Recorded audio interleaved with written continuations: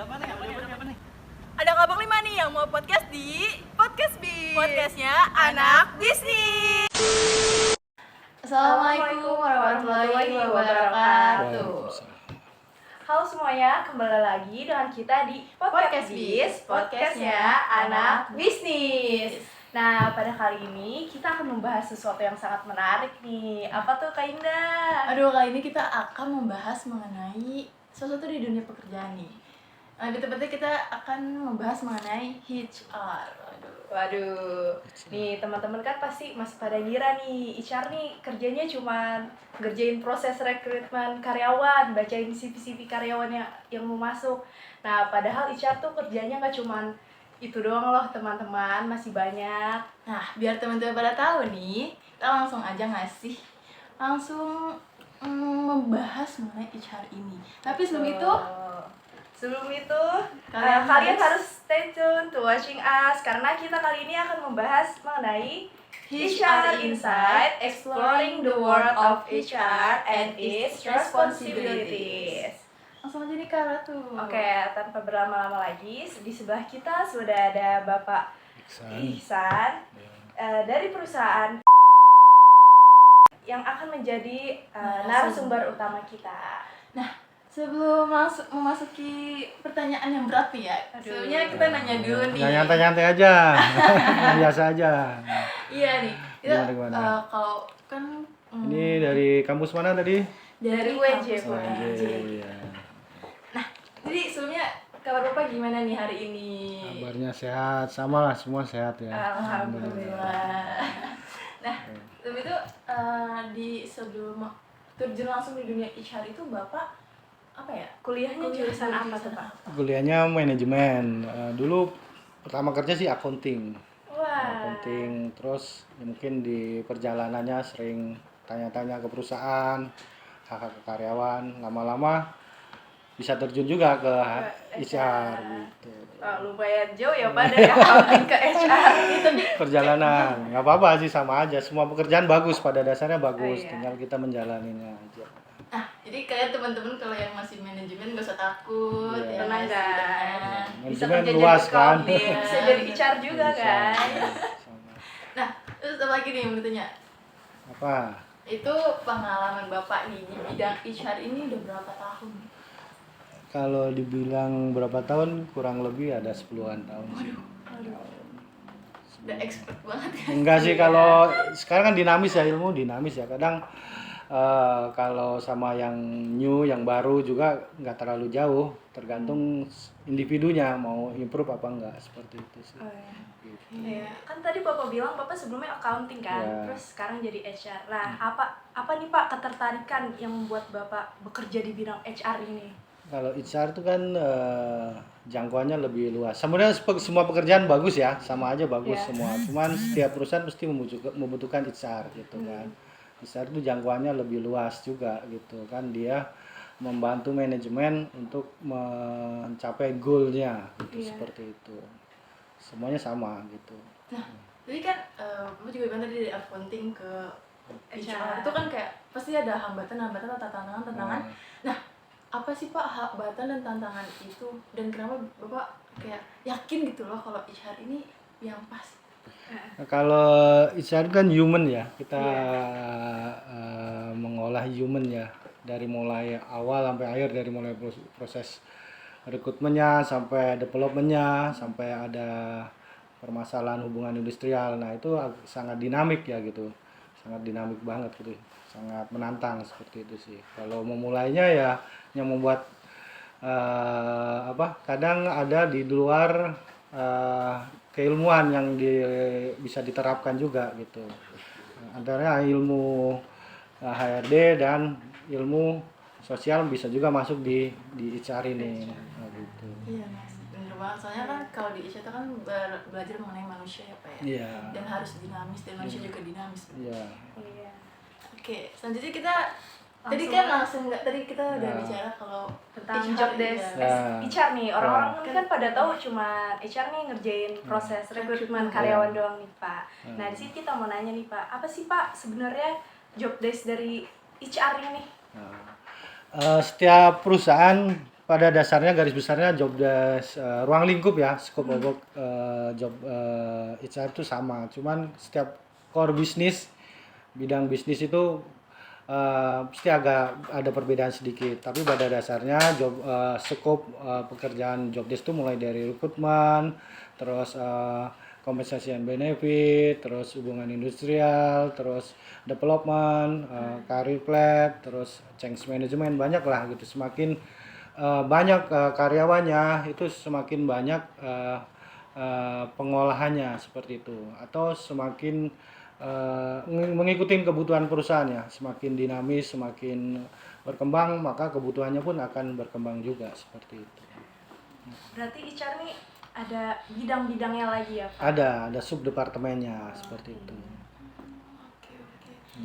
Nah, kan kalau tadi HR itu bicara mengenai manusia ya Pak. Kan kalau di manusia itu kan apa ya, terlalu kompleks nggak sih kalau Yeah. kita bilang manusia itu, entah apalagi kalau di pekerjaan itu kan kita sering banget kalau kayak perbedaan pendapat, perbedaan pikiran, atau entah perbedaan-perbedaan lain yang dapat bisa aja itu apa ya, menyebabkan suatu konflik. Ya.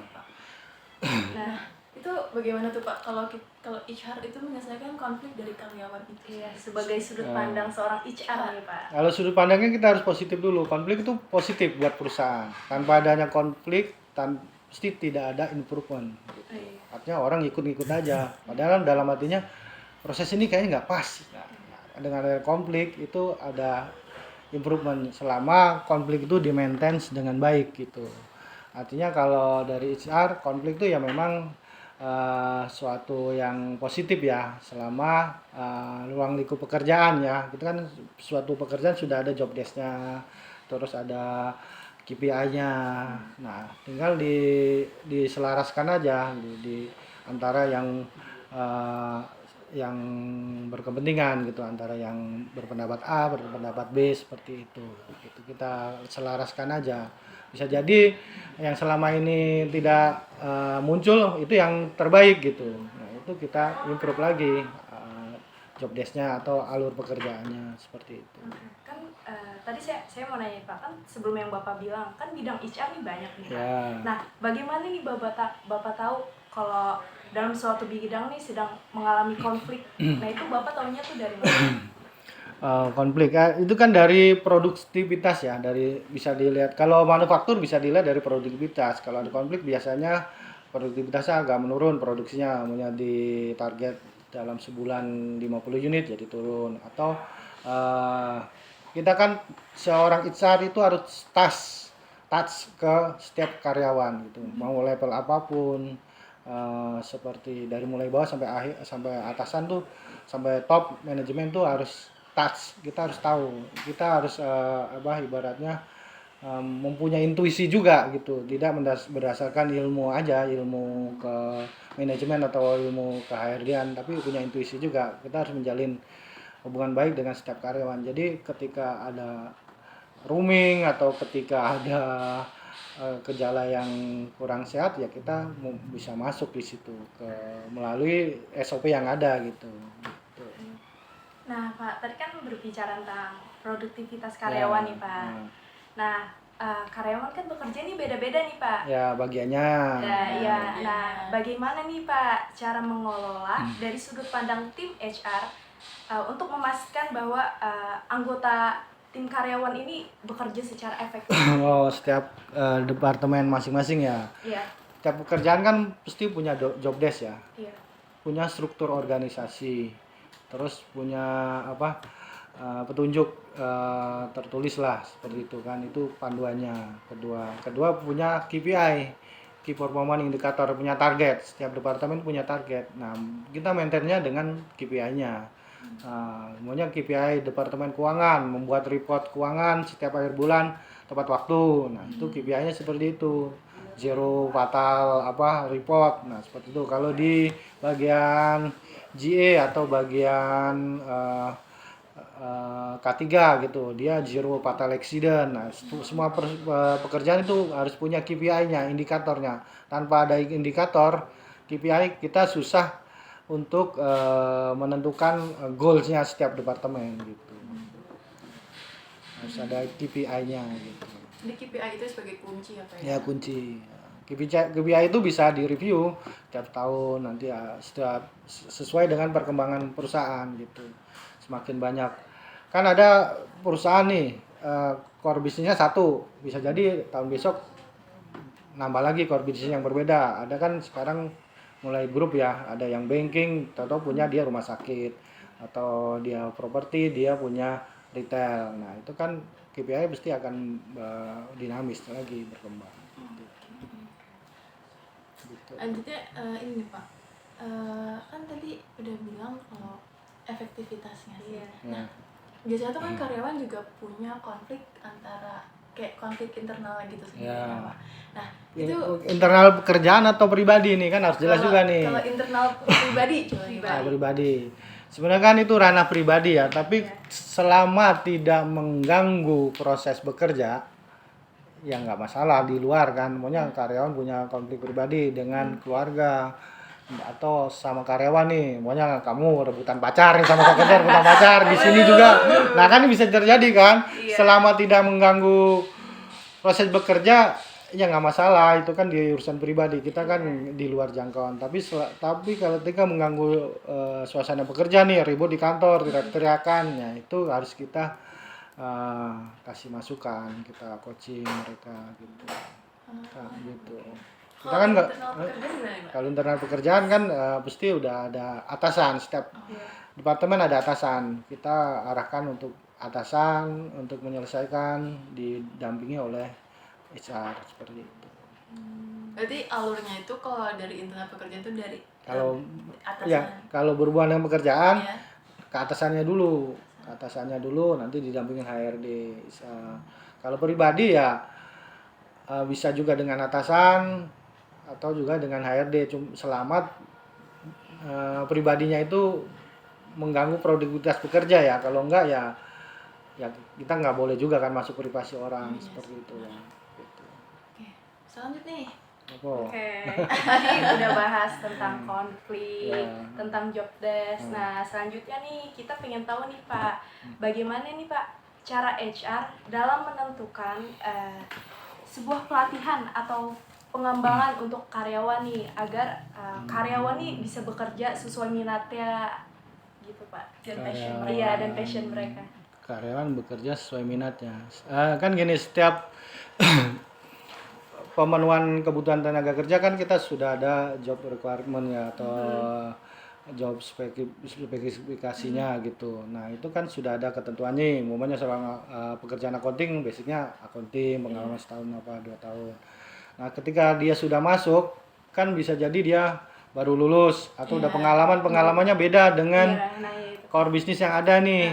Nah, itu kan kita juga ada namanya training ya, tapi tidak semerta dengan external training. Kita mapping dulu kebutuhannya seperti apa, bisa diselesaikan nggak di internal nih pengetahuannya, diimprove dari dalam. Kalau nggak bisa baru kita improve dari luar gitu. Nama training need analysis, kita analisis dulu.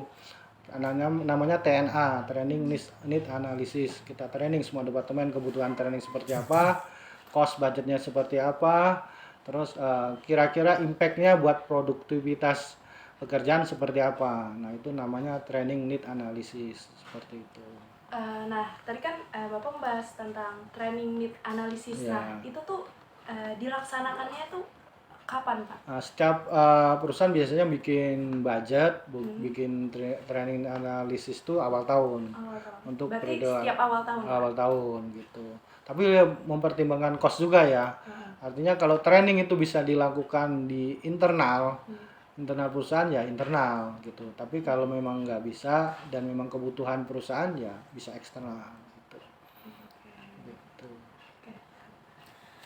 Lanjutnya kan kalau tadi kan ada job recruitment untuk menentukan keterampilan dan kapasitas yang tepat Pak. Ya. Seandainya nih Pak, kan biasanya tuh karyawan ada aja nggak sih Pak yang kalau apa sih kalau proses rekrutmen itu kayak membohongi sebuah CV gitu. Nah, iya tuh Pak, gimana?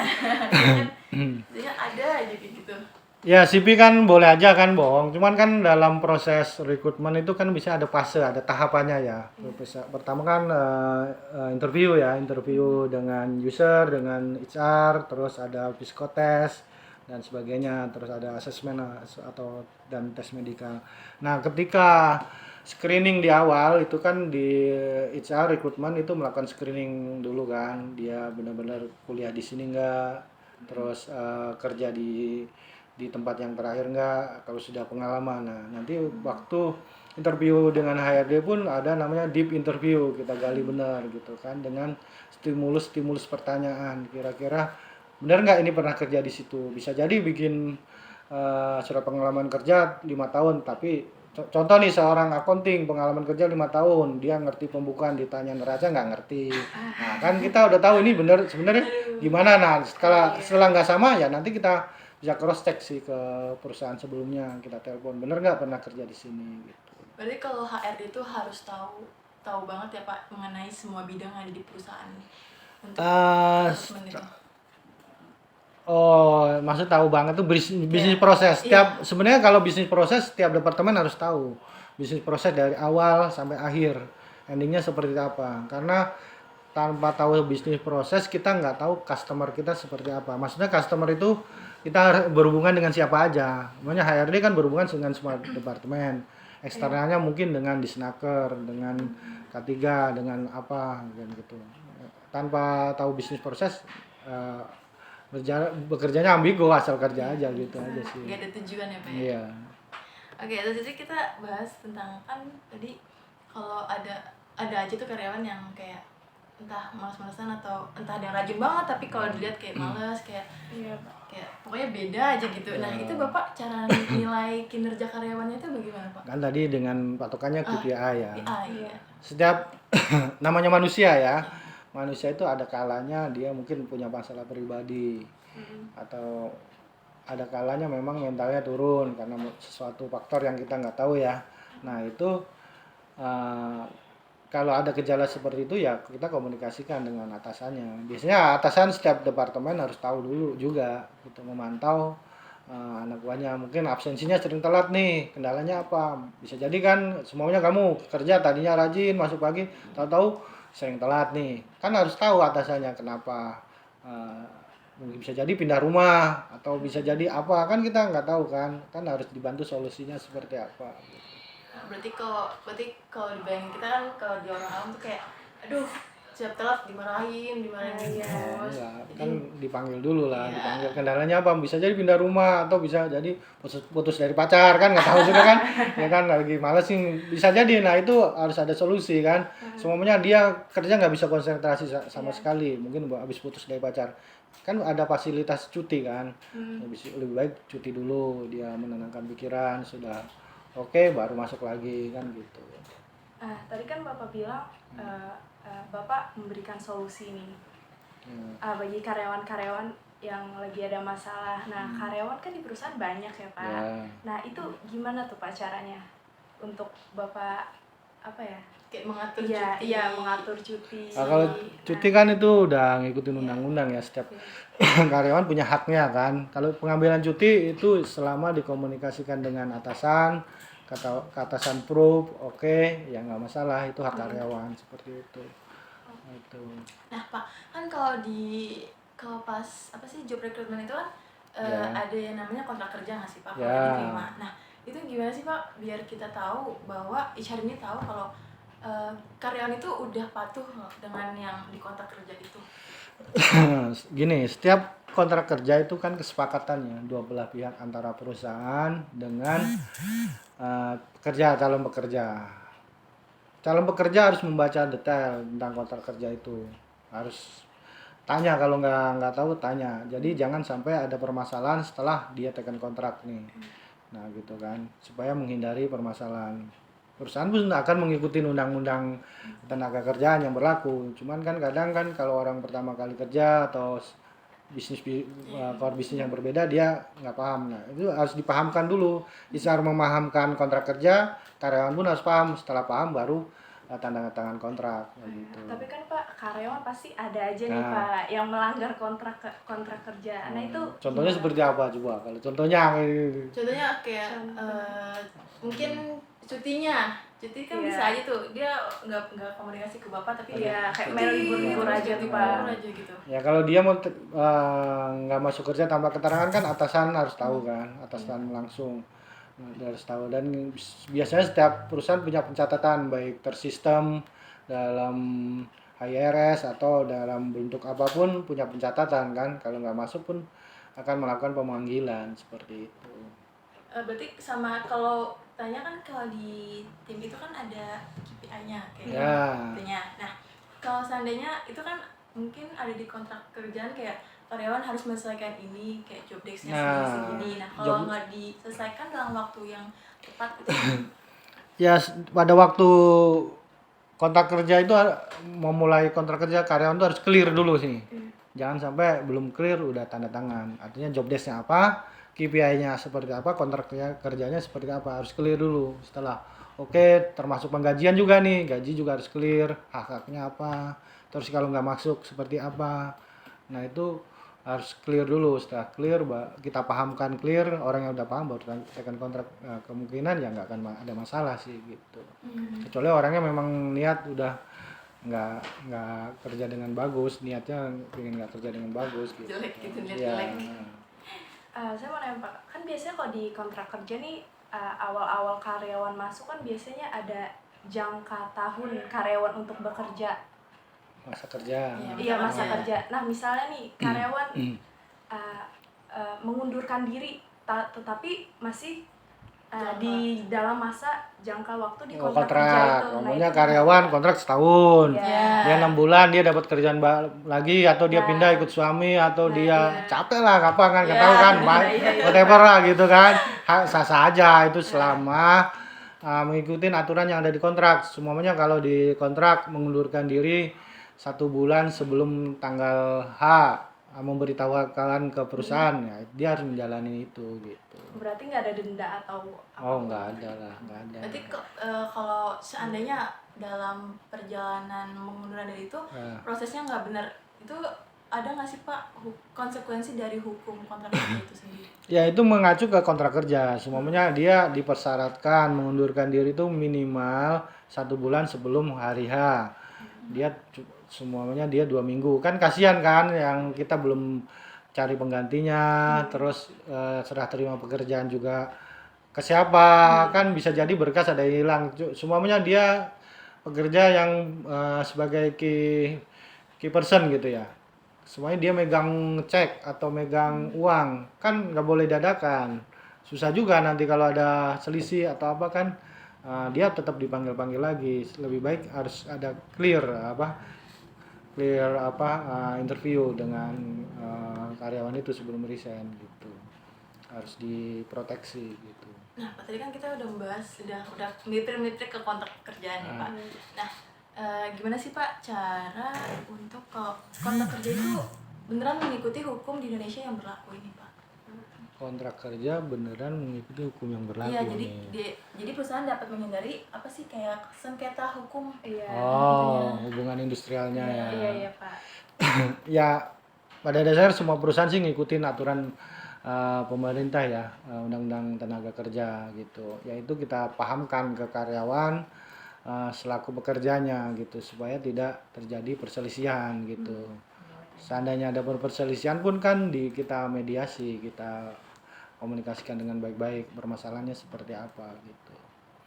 Selama komunikasi berjalan tidak ada permasalahan sih sebenarnya itu aja sih. Komunikasi is kunci utama. Iya, artinya kan memang HRD harus punya intuisi seperti itu kan. Ketika orang mau resign nih, gitu.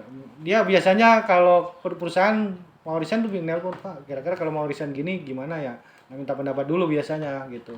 Tapi kalau HRD-nya nggak sering keluar, nggak tahu resign gitu. Oh, berarti kalau resign tuh nggak bisa langsung kayak Pak saya mau resign gitu. Hari ini juga gitu. Iya, gitu kan. Kan kalau di drama-drama Korea tuh cuma langsung naruh surat gitu. Ya kan Surat gini ya, tanda pada tangan. dasarnya karyawan masuk ke suatu perusahaan tuh kan masuk dengan baik-baik, diterima dengan baik-baik Iya. kan. Keluar pun harusnya dengan baik-baik juga. Sebenarnya kan pertemanan masih jalan kan. Iya. Di sini teman kerjanya masih ada, suatu saat masih bisa ngobrol. Kalau keluar dengan tidak baik-baik kan bisa jadi perusahaan nggak bisa ngeluarin surat pengalaman kerja kan, nggak bisa kepakai juga kan gitu. Kan syarat di setiap perusahaan beda-beda. Ada yang setelah 1 bulan sebelum pengunduran diri memberikan informasi ke perusahaan kita kasih gitu. Ada juga yang nggak ngasih gitu surat pengalaman kerja. Oke, ini nih Pak, saya mau nanya mengenai gimana sih Pak HR itu membangun budaya kerja, karena kan kalau karyawan baru itu kan kayak biasanya kayak shock gitu loh. Iya. Di dunia Wah kerja itu ini. kamu aja perasaan. Mahasiswa. Iya Enggak, Pak, iya. apalagi fresh Fresh graduate, graduate, yang kayak sebelumnya belum ada pengalaman kerja. Setiap perusahaan itu punya corporate culture masing-masing ya. Iya. Ada mungkin kalau di banking corporate culture-nya seperti ini, banking pun beda-beda, properti beda-beda, dalamnya beda-beda. Nah, setiap karyawan baru masuk itu biasanya kasih training orientasi karyawan baru gitu. OKB orientasi karyawan baru itu kan, bukan orang karya baru, bukan. Orientasi karyawan baru. Kita kasih orientasi tentang peraturan perusahaan, pihak-pihak yang berkompeten di sini, pemangku jabatan, core bisnisnya, departemennya, ruang lingkupnya lah segaris besar supaya dia nggak terlalu susah untuk penyesuaian dirinya. Biasanya ada training orientasi karyawan baru, biasanya seperti itu. Nah, itu tuh training orientasi karyawan baru nih diterapinnya setelah ada pembukaan rekrutmen karyawan atau gimana Pak? Setelah masuk, diterima join, dinyatakan oke, langsung dikasih training gitu. Oh. Dan kita membahas mengenai karyawan-karyawan. Nah Pak, saya mau nanya dari perspektif perusahaan. Nah, ini kan kalau gimana sih Pak HR itu berkontribusi dalam mencapai tujuan dan strategi dari perusahaan itu sendiri?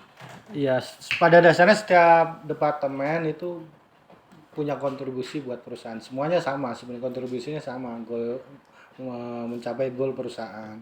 Kalau dari HR itu kan sebenarnya dia sebagai katalis ya, penghantar karyawan untuk bekerja secara maksimal untuk mencapai tujuan perusahaan. Seperti itu, penghantar. Katalis kan dulu pernah mungkin di training di kuliahan pernah dapat sejarah serta itu ya, pengantar pendaki gunung itu, orang yang serta. Everest, Nah ya. seperti itu, jadi dia bolak-balik naik gunung, yang lain ngantar orang nih, orang Indonesia, orang pendaki gunung dari mana, yang terkenal kan orang yang pendakinya, orang luarnya, padahal dia udah biasa aja kayak gitu. Iya, Nah iya. dia fungsi katalis seperti itu. Berarti Sebagai kayak motor. bekerja di luar layar ya, Iya. di layar, Di belakang belakang layar. layar. Ketika departemen taruhlah bagian proyek nih, bagian sipil bekerja, ya kita support mereka gitu supaya dapat maksimal gitu. Dari operasionalnya kendaraan, dari sistem pengaturan shiftnya seperti apa gitu. Nah, tadi kan Bapak bilang untuk mencapai tujuan perusahaan. Nah, untuk mencapai tujuan perusahaan kan perlu karyawan yang berkualitas nih Ya. Pak. Nah, gimana sih HR memastikan kalau karyawannya ini cukup berkualitas dan dapat bekerja dalam jangka panjang? Ya, setiap karyawan itu perusahaan mesti mengadakan job analisis ya. Itu mapping antara pekerjaan yang dilakukan, kemampuan individu sama pekerjaan yang dilakukan gitu. Di mapping, semuanya di mapping. Setiap punya pekerjaan, selaku pekerjaan, contohnya seorang accounting, itu kan kita harus ada minimal standar pendidikannya, pengalamannya, mengerti tentang apa gitu kan. Nanti terus kita tahu juga kira-kira range gajinya seperti apa. Nah, seperti apa supaya juga jangka panjang bisa berjalan seperti itu. Berarti ada Kemamp- hubungan baik ya. Iya, perusahaan banyak dan- aspek, ya banyak aspek dari job analis itu munculnya banyak, nanti bisa ke standar job desk-nya sendiri, ke remunerasi, ke development-nya bisa. Contoh, kamu yang di suatu perusahaan dibutuhkan seorang accounting itu S1, ternyata kamu masuk dari dulu D3. Ketika mengerjakan pekerjaan analis kurang nyambung nih. Nah, itu kan harus diapakan gitu kan, harus diimprove kan, mungkin dengan training atau dengan yang lain seperti itu. Ketika udah nyampe, nah itu dia udah bisa menjalankan pekerjaannya, baru tuh dilihat range gajinya gitu masuk nggak. Jadi Berarti kalau bertahap ya. Iya. Pak? Bertahap harus dilakukan job analis gitu. Jadi kalau kita udah masuk nih, jadi kita nggak langsung kerja gitu loh. Iya. Ada training. Yang berarti maunya ada perusahaan training kalau proses. masuk setiap karyawan baru tuh ya harus bisa running ya. Iya. Running. Cuman kadang kan ketika dia promosi atau dia pindah departemen itu kan perlu penyesuaian. Iya. Contoh mungkin dari departemen operasional pindah ke HRD nih, kan bisa jadi kan namanya operasional dia bagus, tak tahu dipindah ke HRD kan dia harus punya kompetensi lagi yang menunjang pekerjaan dia. Skill yang Nah, baru ya, Pak ya? nah, itu harus kita improve juga di situ gitu. Pertanyaan terakhir nggak sih? Iya. Aduh, seru banget nih Apa-apa? konsepnya. Itu kan kita sebagai anak manajemen nih, Pak. Ya, Apa sih, Pak, tantangan dan peluang terkini ini mengenai pekerjaan HR ini? kalau manajemen jangkauannya luas ya.